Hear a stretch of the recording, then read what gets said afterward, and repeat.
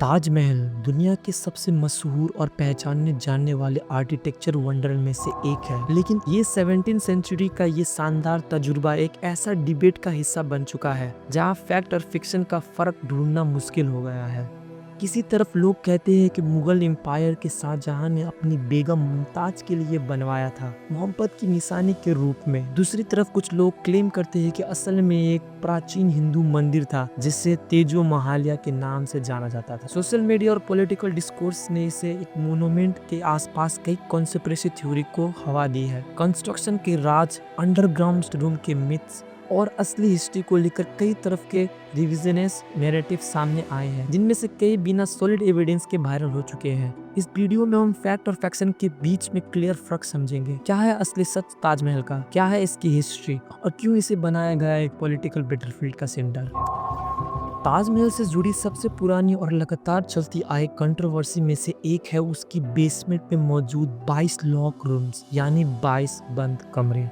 ये कमरे conspiracy theory के सेंटर बन चुकी है। कुछ लोग का दावा है कि इस बंद कमरे के अंदर छुपी है हिंदू मूर्तियां या फिर ऐसी सबूत जो दिखाती है कि ताजमहल असल में एक हिंदू मंदिर था, जिसे कई लोग तेजो महालिया के नाम से बुलाते हैं। ये दावे सोशल मीडिया और पॉलिटिकल डेब्यूट्स में काफी वायरल हो चुके हैं, लेकिन अब तक कोई साइंटिफिक या एस्ट्रोलॉजिकल एविडेंस इसे क्लेम नहीं कर पाया। Astrological survey of India (ASI) ने बार बार क्लियर किया है कि ताजमहल के बंद कमरों को लेकर जो अफवाह है कई सच्चाई नहीं है। ASI के मुताबिक ये कोई रहस्यमय चेंबर नहीं बल्कि सिर्फ एक स्ट्रक्चरल एलिमेंट है जो ताजमहल के आर्किटेक्ट्स को सपोर्ट करने के लिए बनाए गए थे। के मोहम्मद, जो ASI के फॉर्मल रीजनल डायरेक्टर नॉर्थ रह चुके हैं, उन्होंने कहा था कि उन वॉल्स पर कोई डिजाइन या मोटिफ नहीं, ये सिर्फ एक स्ट्रक्चर के पार्ट है जो प्लेटफॉर्म प्लेन के ऊपर उठा है, जिसके ऊपर में मुकबरा और मीनार बने हैं। ASI का कहना है कि ताजमहल में सिर्फ 22 नहीं बल्कि 100 से ज्यादा सेल्स या छोटी जगह है जो मोनूमेंट के अलग अलग हिस्सों में है। ये स्पेस बेसमेंट में, मौसोलियम के ऊपर लेवल में, कोने की बिल्डिंग्स में, मिनेरेट्स में, हर जगह मिलते हैं। इनका पर्पस है स्ट्रक्चरल सपोर्ट प्रोवाइड करना। ये कभी कभी ओपन भी किया जाता है और कन्वर्वेशन और मेंटेनेंस के लिए। तो ASI के अकॉर्डिंग ये कोई हिडन सीक्रेट नहीं बल्कि एक पुरानी मोनूमेंट की आर्किटेक्चर नेसेसिटी है। 2022 में ASI ने कुछ फोटोग्राफ रिलीज किए जो ताजमहल के बेसमेंट में चेम्बर में चल रहे मेंटेनेंस वर्क को दिखाती है। इस रिनोवेशन प्रोसेस पर लगभग 6 लाख से ज्यादा खर्चा हुआ। इन सब से ये प्रूफ होता है कि ये बस बंद कमरे नहीं, इनका अच्छे से रिनोवेशन भी कराया जाता है, इसको मेंटेनेंस भी कराया जाता है। एक RTI का मतलब होता है कि कोई भी नॉर्मल पीपल सरकार से कुछ भी का लीगल डॉक्यूमेंट्स मांग सकता है। अगर सरकार को लगेगा कि ये हमारे नेशनल सिक्योरिटी का अगेंस्ट नहीं है तो वो उसे अपना इन्फॉर्मेशन देगा, लेकिन अगर उससे लगेगा कि ये हमारे नेशनल इन्फॉर्मेशन के अगेंस्ट है तो वो अपना इन्फॉर्मेशन नहीं देगा। ताजमहल का सिक्योरिटी के एक वक्त ASI ने पूछा गया कि बेसमेंट में हिंदू आइडियल्स है, उन्होंने डायरेक्टली कहा नहीं। यानी ASI ने कंप्लीट ट्रांसपेरेंसी रखी है और हर लेवल पर ये बताया है कि ये स्पेस सिर्फ एक आर्किटेक्चर और टेक्निकल पर्पस के लिए नहीं, कोई राज ही नहीं छुपा है। ताजमहल को लेकर सबसे ज्यादा मशहूर कंट्रोवर्शियल कॉन्स्पिरेसी थ्योरी है वो है कि ये असल में एक हिंदू मंदिर था जिसे तेजो महालिया के नाम से जाना जाता था। ये थ्योरी उतना रियलिस्टिक नहीं लगता, लेकिन इसका ओरिजिन सिर्फ एक सोर्स से होता है जिसका अक्सर पब्लिक परसेप्शन पर काफी गहरा पड़ता है। ये दावा करता है कि शाहजहां ने कोई नई बिल्डिंग नहीं बनाई थी बल्कि एक पुराना शिव मंदिर को लेकर उसने कुछ चेंज करके बेगम मुमताज के मकबरा के रूप में प्रेजेंट किया। इस थ्योरी ने सोशल मीडिया, व्हाट्सएप फॉरवर्ड्स और कुछ पॉलिटिकल स्टेटमेंट के जरिए लोगों के बीच कंफ्यूजन और इमोशनल स्टेटमेंट को काफी फैला दिया है बिना किसी स्ट्रॉन्ग हिस्टोरिकल या एस्ट्रोलॉजिकल प्रूफ के। आगे हम देखेंगे कि इस थ्योरी का सोर्स क्या था और क्या सच में इसके पीछे कोई हिस्ट्री छुपी है। रुस्तम नागेश 1917-2007 को तेजो महालिया थ्योरी को असली आर्किटेक्ट माना जाता है। ये एक फॉर्मल इंडियन नेशनल आर्मी का ऑफिसर थे जो बाद में minister of information and broadcasting में कभी काम कर चुके थे। 1963 में उन्होंने एक संस्था बनाई जिसका नाम था institute for writing Indian history, जिसका मकसद था भारत के इतिहास को एक नया नजरिए से देखना और लिखना। ओके ने सबसे कन्वर्सेशनल और प्रभावशाली किताब थी ताजमहल द ट्रू स्टोरी जो 1989 में पब्लिश हुई। इस किताब में उन्होंने दावा किया कि ताजमहल असल में एक शिव मंदिर था। इसका नाम था तेजो महालिया जो मंगोल काल से भी पहले का था। ओके के मुताबिक शाहजहां ने इस हिंदू टेम्पल को अपने कब्जे में लिया और उसमें कुछ चेंज करके अपने बेगम मुमताज के लिए मकबरा बना दिया। ये थ्योरी आज भी कई लोगों के बीच में पॉपुलर है, लेकिन हिस्ट्री और एक्सपर्ट्स इसे बेसलेस और हिस्टोरिकल फैक्ट्स के खिलाफ मानते हैं। पीएम ओके की रिविजनिस्ट थ्योरी सिर्फ ताजमहल तक सीमित नहीं थी। उनका बिलीफ था कि पूरी दुनिया की हिस्ट्री को गलत तरीके से दिखाया गया है और उसे दोबारा लिखने की जरूरत है। उन्होंने दावा किया था कि क्रिश्चियनिटी और इस्लाम दोनों की जात हिंदुइज्म में है, यानी हिंदू धर्म की डेरिवेटिव्स हैं। ओके ने सिर्फ ताजमहल को नहीं,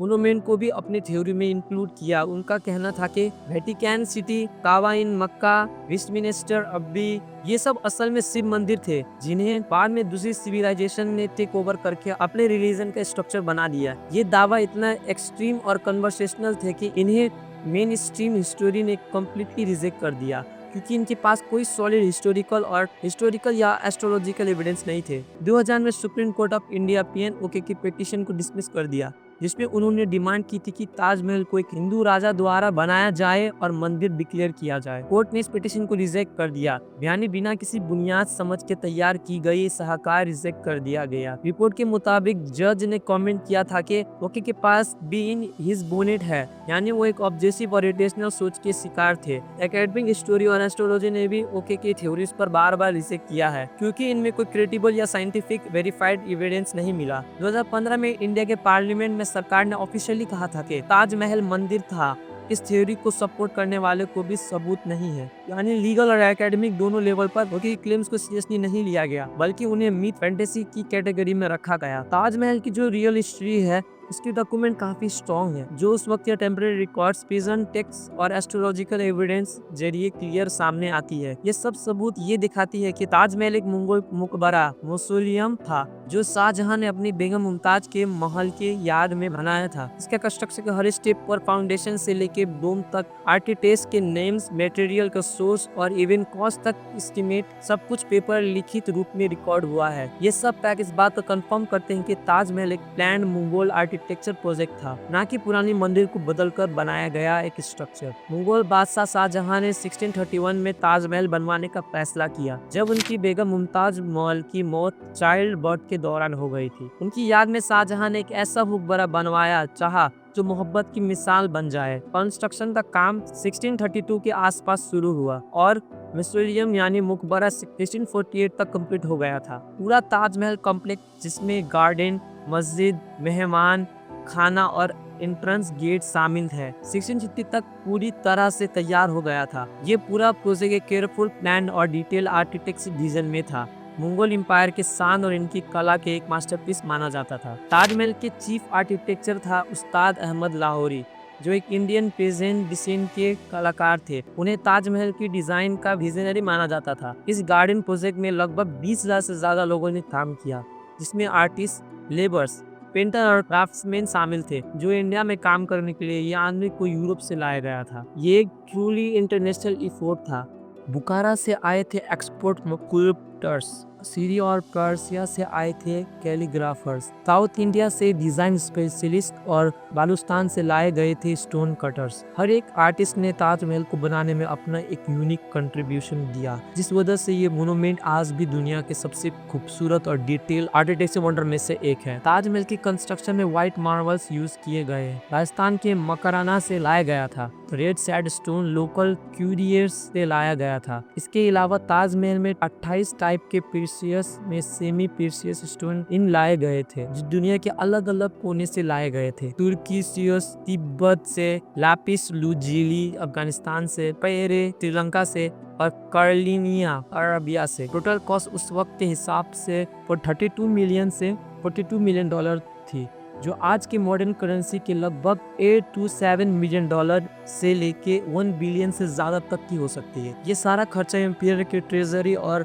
अगरा प्रोविंस के गवर्नमेंट ट्रेजरी से चुकाया गया था। ताजमहल को लेके कई सालों से बहुत लीगल चैलेंज आए हैं, लेकिन कोर्ट ने कंसिस्टेंसी उसकी हिस्ट्री या स्टेटस को बदलने की कोशिश को रिजेक्ट कर दिया। 2000 में पीएन ओके ने सुप्रीम कोर्ट में पिटीशन फाइल की थी, जिसमें कहा गया था कि ताजमहल में एक हिंदू राजा ने बनवाया था। कोर्ट ने इस पिटीशन मिसकंसेप्ट कहकर रिजेक्ट कर दिया। अप्रैल 2015 में आगरा डिस्ट्रिक्ट कोर्ट पे पिटीशन फाइल की जिसमें दावा था कि ताजमहल एक शिव मंदिर तेजो महालिया था। उन्हें हिंदू भक्तों के लिए दर्शन आरती करने की परमिशन मांगी और लॉक्ड रूम्स खोलने की भी रिक्वेस्ट की। एएसआई के रिस्पॉन्स अगस्त 2017 में एएसआई ने आगरा कोर्ट पे फॉर्मली जवाब दिया कि ताजमहल एक मकबरा तुम है, मंदिर नहीं।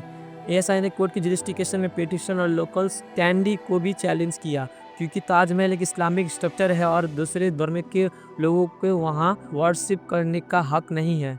मई 2022 में डॉक्टर राजनीश सिंह, बीजेपी के मीडिया इंचार्ज, अयोध्या ने इलाहाबाद हाई कोर्ट में पिटीशन फाइल की, जिसमें फैक्ट फाइंडिंग कमिटीज बनाने और 22 लॉक रूम्स खोलने की डिमांड की। कोर्ट ने पिटीशन को डिसमिस कर दिया, कहा कि ऐसे मामले हिस्टोरी और स्कॉलर्स के ऊपर छोड़ देना चाहिए। कोर्ट ने पिटीशन को पीआईएल सिस्टम मोकरी कहा और सिंह से रिसर्च करके आने को कहा। बाद में सिंह सुप्रीम कोर्ट गया, जहां भी अक्टूबर 2022 में पिटीशन को पब्लिसिटी इंटरेस्ट लिटिगेशन कहकर रिजेक्ट कर दिया गया। ताजमहल को कंट्रोवर्सी को समझने के लिए मंगोल एम्पायर को पॉलिटिकल और हिस्टोरिकल कॉन्टेक्स्ट जानना जरूरी है। शाहजहां में कोई आर्किटेक्चर वंडर दिया, जिसमें ताजमहल और दिल्ली के रेड फोर्ट शामिल है।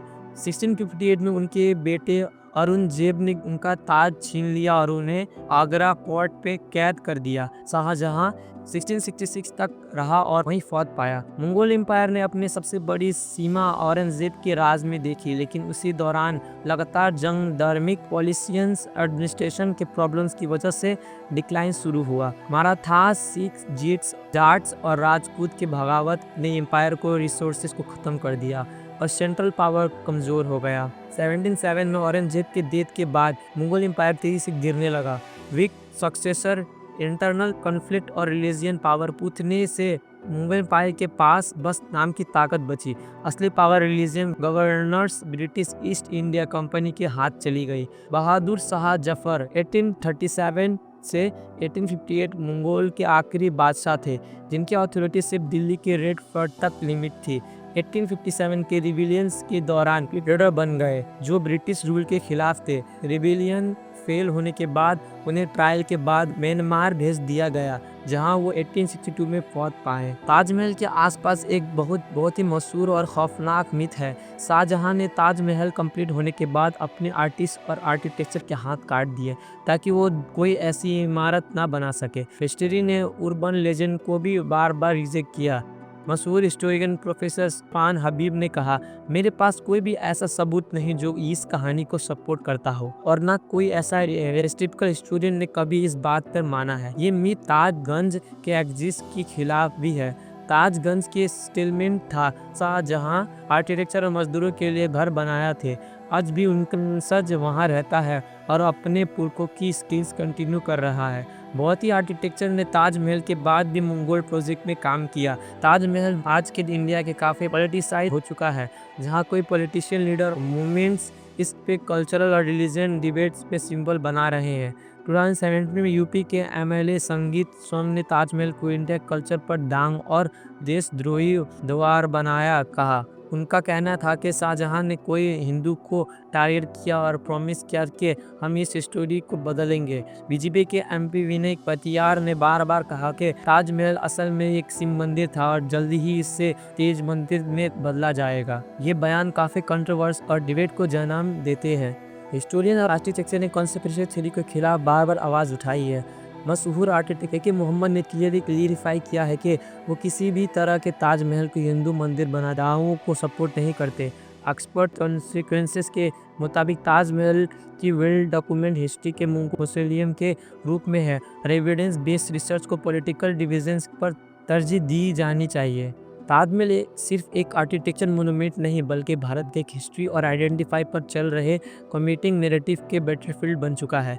जहां कॉन्स्पिरेसी थ्योरी की पॉलिटिकल कंट्रोवर्सी चालू है, जहां 17वीं सेंचुरी को मंगोल म्यूजियम के रूप में ताजमहल की असली हिस्टोरी पर कोई भी जीनियस स्कॉलर चैलेंज नहीं है। 22 लॉक रूम सिर्फ आर्किटेक्चरल एलिमेंट्स है, जिसे एएसआई रेगुलर मेंटेनेंस करता है। तेजो महालिया थ्योरी सिर्फ एक शख्सियत से आई एस्ट्रोलॉजी या स्टोरी में एक्सपेक्ट नहीं था, और कोर्ट, सरकारी एजेंसी और एकेडमिक ने इसे रिपीटेडली रिजेक्ट किया है। वर्कर के हाथ काटने की कहानी एक वे कंट्रोवर्सी मॉडर्न इंडिया के हिस्टोरिकल मेमोरी, कल्चर आइडेंटिफाई और मुस्लिम रूल के लेगी से जुड़ी टेंशन रिफ्लेक्ट करती है। लेकिन कोर्ट ने बार बार कहा है कि इतिहास के सवालों का हल सिर्फ लीगल या पॉलिटिकल रिटोरिक से नहीं निकल सकता, बल्कि क्वालिफाइड स्कॉलर, एस्ट्रोलॉजिकल के एविडेंस बेस्ड रिसर्च से ही निकल सकता है। ताजमहल यूएनएससीओ वर्ल्ड हेरिटेज साइट है। New 7 wonders of the world में शामिल है और दुनिया भर में लाखों विजिटर को इंस्पायर करती है। एक ऐसी सिंबल के रूप में इंसान और क्रिएटिविटी और एक्शन को दर्शाता है। ताजमहल डिजर्व करता है कि उसे अच्छे रूप से देखा जाए और उसे सेलिब्रेट किया जाए। चलिए, ऐसे ही आपको इन्फॉर्मेटिव वीडियो के लिए आप हमारे चैनल को सब्सक्राइब करें, लाइक एंड शेयर करना ना भूलें। चलिए, ऐसे ही मैं आपसे मिलता हूँ नेक्स्ट वीडियो में एक और नई सच के साथ।